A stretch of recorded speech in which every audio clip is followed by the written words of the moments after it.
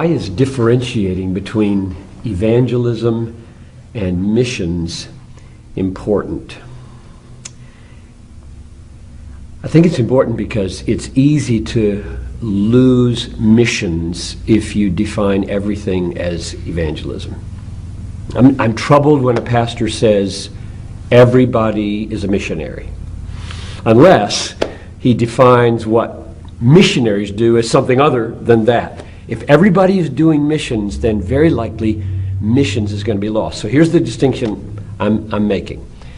Evangelism is speaking to anyone, anywhere, the gospel. You don't have to succeed at it. Evangelism is happening even if somebody's not getting saved. But you need to say it. And so saying the gospel to anyone is evangelism. It could be your mother, your father, could be a Christian. But usually we think of it as somebody who's not a Christian. Missions is doing that by crossing a culture. Usually involves learning a language, learning new cultural things, where there is no church in which people are doing evangelism of those in that culture. They don't have any access to the gospel. And there are thousands of those. If you go to the Joshua Project online, joshuaproject.org, you see a list of about 16,000 people groups in the world.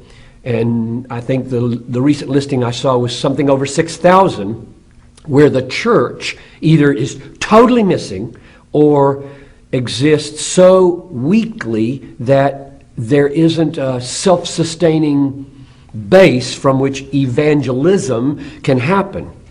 So evangelism is speaking the gospel to everyone, especially those in your culture.